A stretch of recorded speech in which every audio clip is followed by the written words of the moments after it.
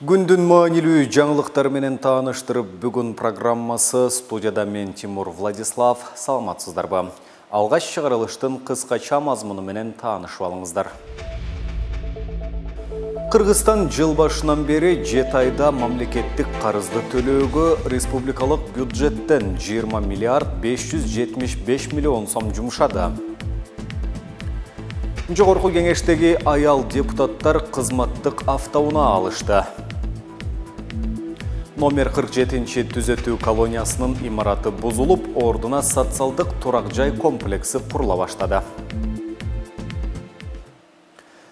Кыргызстан жыл башынан бери 7 айда мамлекеттик карызды төлөөгө республикалык бюджеттен 20 миллиард 575 миллион сом жумшады. Анын 13 миллиард 169 миллион сому тышкы карызды төлөөгө бөлүнгөн. 7 миллиард 401 миллион сому ички карызга сарпталган. Бул тууралуу Финансы министрлигинин басма сөз кызматы билдирди. Расмий маалыматка караганда 31-июлга карата берилген маалымат боюнча Кыргызстандын ички жана тышкы карызынын суммасы 5 миллиард 213 миллион доллардан ашкан. Анын 4,2 миллиард доллары тышкы карыз. Буга чейин доллардын курсу олку-солку болуп жаткандыктан, быйыл Кыргызстанда тышкы карызды төлөөгө кошумча 6 миллиард сом каралып жатканын 24 майда өкмөт үйүндө өткөн брифингде каржы министри Алмаз Бакитаев билдирген. Жогорку кеңештеги аял депутаттар кызматтык автоунаа алышты. Спутник Кыргызстандын журналистине бул кабарда парламенттеги маалымат булактары тастыктаган. Парламенттен маалымат кызматынын жетекчиси Эркин Каимов аялдардын ичинен 18 депутатка берилгендигин тактады. Анын айтымында бир эл өкүлү баш тарткан. Жогорку кеңештин регламентине өзгөртүү киргизилип, аял депутаттарга автоунаа берүү чечими кабыл алынган. Буга чейин ал автоунаалар менен жогорку кеңештин бөлүм башчылары жүрүшчү.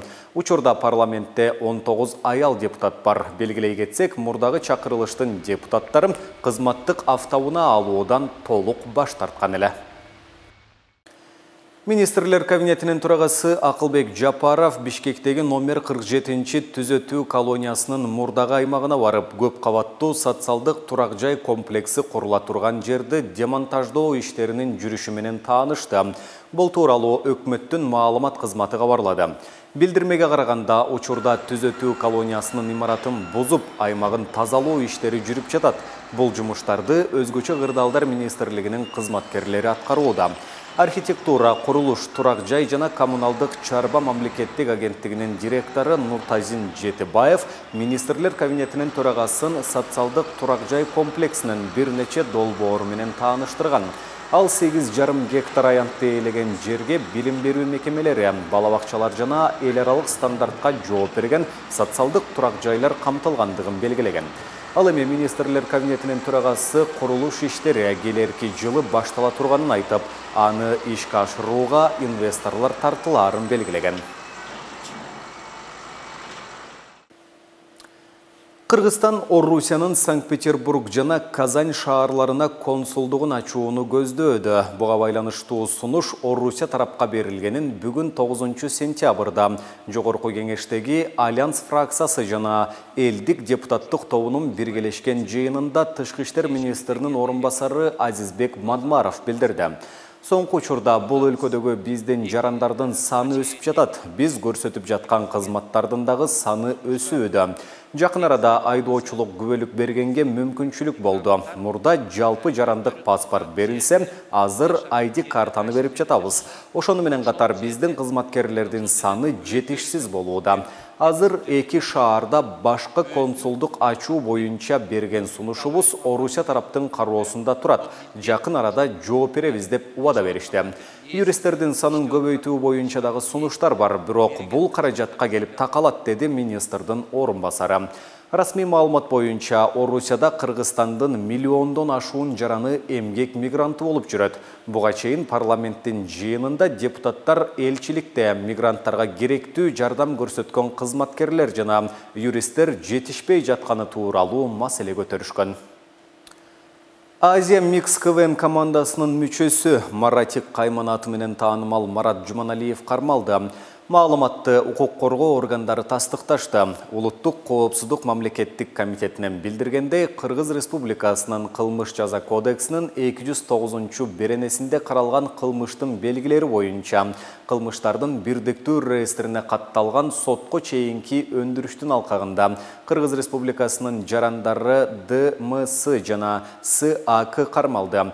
Алар жеке кызыкчылыгын көздөп, жеке баю максатында спекулянт жоопкерчилиги чектелген коомунун башкы директору Россиянын жаранынын ишенимине кирип, анын маселелерин укук коргоо органдарында чечүүгө көмөктөшүүнү убада кылып, чет элдик валютадагы ири суммадагы акча каражатын алышкан. Бирок убадаларына турбай коюшкандыгы айтылууда.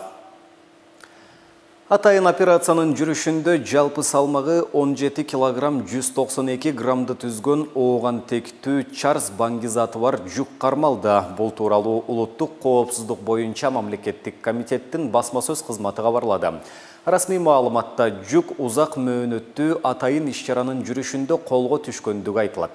Узак мөөнөттүү атайын иш-чаранын жүрүшүндө Тажикстан, Кыргызстан каттамы боюнча өзгөчө ири өлчөмдө оор баңгизаттарды Ооганстанда өндүрүлгөн Чарльзды ташуу менен алектенген эл аралык маңзат тобунун ишмердүүлүгү аныкталып, бөгөт коюлду. 8 сентябрда ыкчам издөө иш-чараларынын комплексинин жүрүшүндө Ош жана Жалал Абад облустарынын тургундары, анын ичинде коррупцияга каршы элдик курултайдын элдик палатасы коомунун бирикмесинин мүчөсү ОНО, ШТА жана ТЗ кармалган деп айтылат маалыматта. Кылмышка шектүүлөр Ош шаары жана Ош облусу боюнча башкы башкармалыгынын убактылуу кармоочу жайына киргизилди. Учурда бул топтун башка мүчөлөрүн аныктоо боюнча ыкчам издөө иш-чаралары жүрүп жатат. Мына ушуну менен бүгүнкү берүүбүздү жыйынтыктайбыз. Кийинки эфирлерден амандашканча сак саламатта туруңуздар.